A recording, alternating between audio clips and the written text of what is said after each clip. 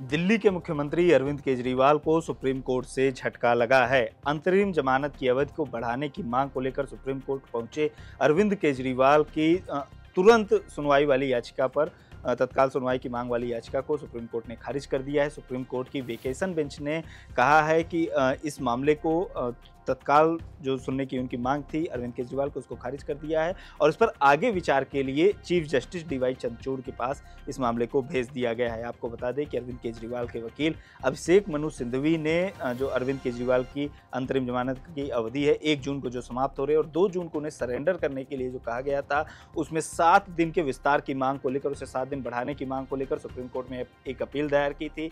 अभिषेक मनु सिंघवी ने याचिका में कहा था कि जो अरविंद केजरीवाल का स्वास्थ्य है उसको लेकर उन्हें कुछ दिन की जांच के लिए, कुछ टेस्ट के लिए उन्हें समय चाहिए और इसी की मांग को लेकर 7 दिन उनकी जो बेल है उसको बढ़ाने की मांग की गई थी।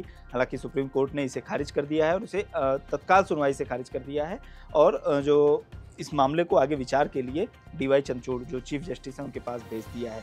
आपको बता दें कि आम आदमी पार्टी की नेता और दिल्ली सरकार में मंत्री आतिशी ने कहा था कि जब से केजरीवाल जेल से बाहर आए उनका वजन नहीं बढ़ रहा है और जो उनका स्वास्थ्य है वो बेहतर है।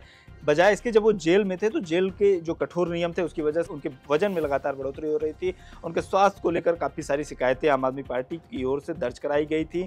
जब जेल से बाहर आए अरविंद केजरीवाल तो इस तरह की आशंकाएं व्यक्त की गई कि उनको कैंसर तक हो सकता है। सुनिए आतिशी ने क्या कहा है इस मामले पर। दिल्ली के मुख्यमंत्री अरविंद केजरीवाल जी ने सुप्रीम कोर्ट में याचिका दायर की है अपनी इंटरिम बेल को 1 हफ्ते से आगे बढ़ाने के लिए।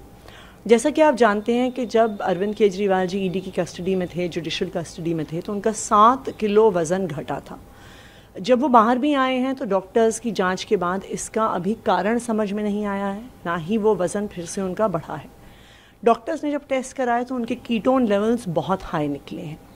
ये unexplained weight loss, sudden weight loss, ketones level का हाई होना किसी सीरियस बीमारी का इंडिकेटर हो सकता है, जिसमें किडनी की सीरियस प्रॉब्लम्स, यहाँ तक कि कैंसर जैसी बीमारी भी हो सकती है। तो डॉक्टर ने सजेस्ट किया है, मैक्स के डॉक्टर्स ने मुख्यमंत्री के चेकअप किए थे और उन्होंने एक एक्सटेंसिव हेल्थ चेकअप के लिए सजेशन दिया है।